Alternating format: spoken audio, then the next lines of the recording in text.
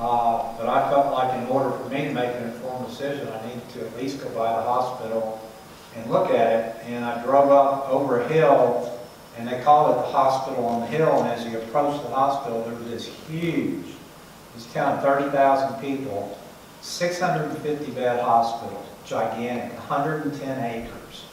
And I drove around it, and I thought, you know, when does it end? And I just kept driving and driving and driving.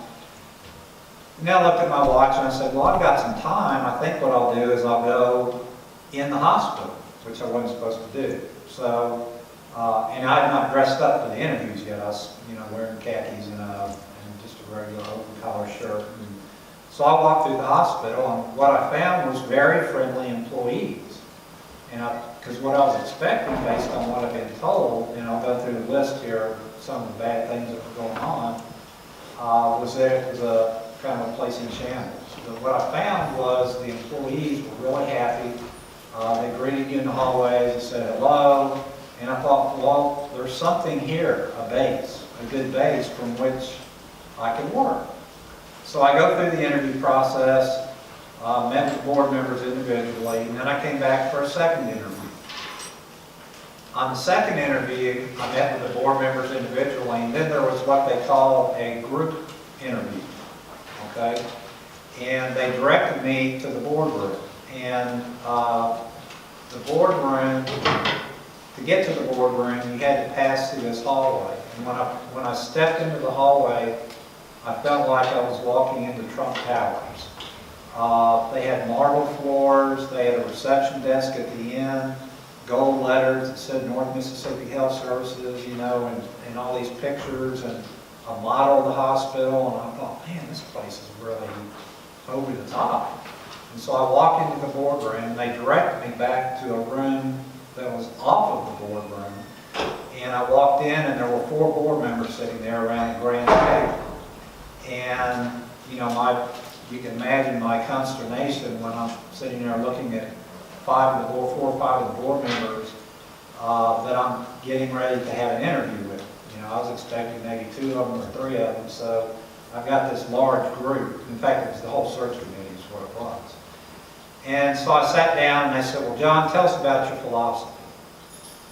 How you lead organizations. So I started telling them about the importance of employee engagement, the importance of the mission, the vision, the values, relating everything that you do back to those, operationalizing the mission, vision, values through what I call at the time pillars or pillars of excellence, which were people, service, quality, financial, and growth.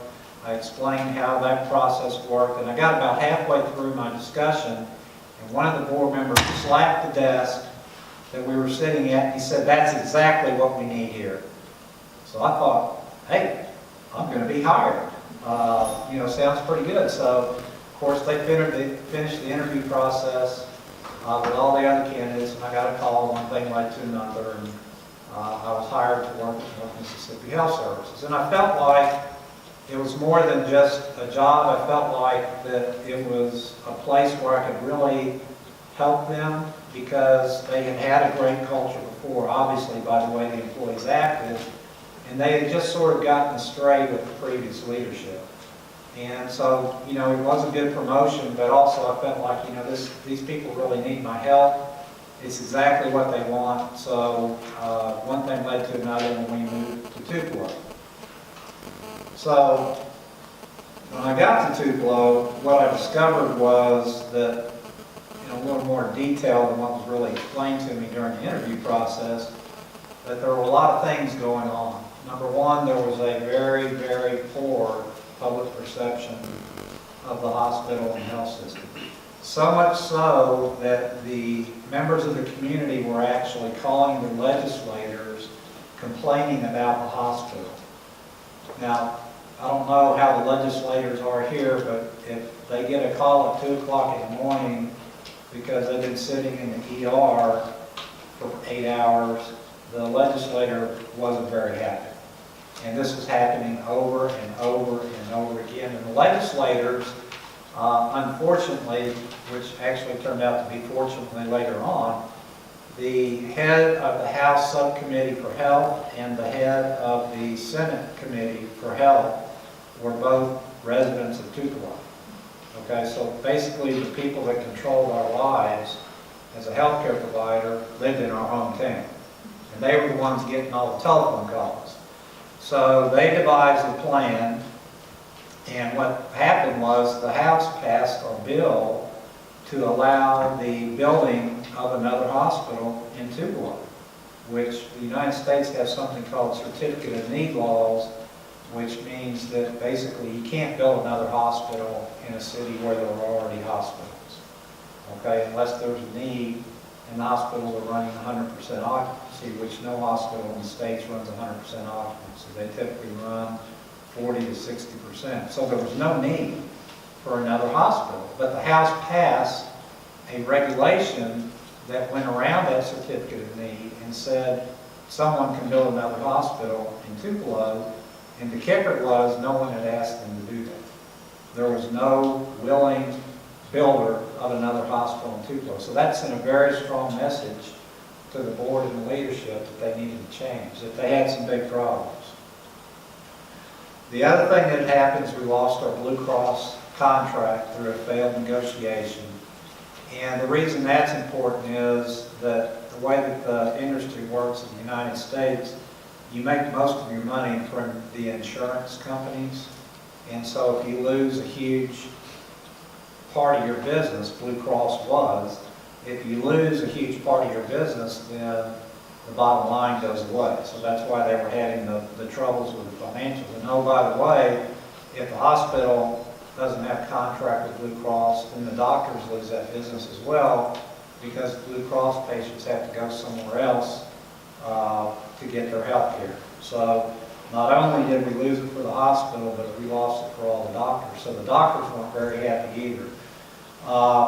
And we had what I would call, once I got in there and started working with people, we had an arrogant leadership that was in denial, basically. Their idea of fixing the problem was that our community members, the people that lived in Tupelo, were stupid, and that all they needed was education on how great they really were. Now, how willing do you think the community was to accept that kind of a response from the leadership of the hospital that basically they had come to hate?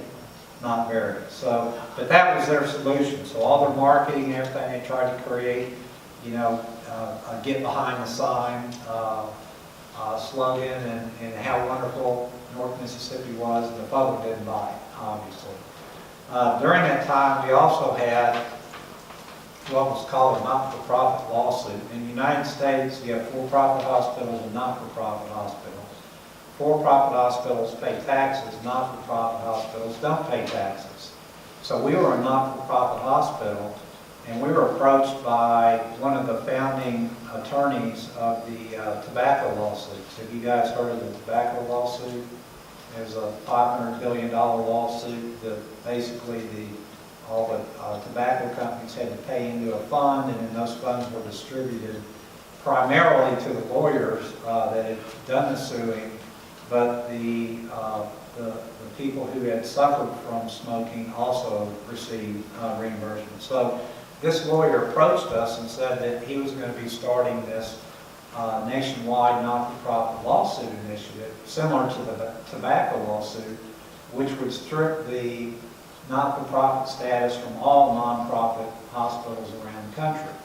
And of course, he would have made a percentage of all the money that was generated from that on those taxes. So we had that issue come up. We then had, obviously, very, very low employee satisfaction, and the biggest driver of that was lack of confidence in leadership. Customer satisfaction across the board was below the 50th percentile. The physicians actually had come together as a group. And one of the things that can happen in the United States is that the physicians become disgruntled with administration. They get together and they vote to issue to the board a lack of confidence in leadership vote, which means when that's presented to the board, basically the physicians are saying, we don't trust leadership, we don't like them, and if you don't do something about it, we're going to leave. So we were at risk of losing a lot of our positions because of that. And then, as I mentioned before, the profitability was suffering. So fast forward that to a few months later, we had a board mini retreat. It was a 2-hour retreat, and I laid out the concepts of focusing on the mission, vision, values, the critical success factors, measuring and communicating what's important, really engaging the employees, leadership development, communication, all the things that were important. And I got done with the presentation, about an hour, 15 minutes, hour and a half, and the same guy who was slapped the desk that said that's exactly what we need said at the conclusion of the presentation, "Okay, John, what's your strategy?" And I kind of, felt like hitting myself in the head and saying, "I just told you what my strategy was." And fortunately, one of the other board members piped up and said, "Well, I can't think of anything more strategic than focusing on people, because if you have an engaged, fired up, motivated workforce coming to work every day, your customer satisfaction is going to be higher, your quality is going to be better. If you're doing those 3 things well, the financial resources will pretty much take care of themselves. And if you're doing those 4 things well, you'll have growth as an organization," which is what every business wants.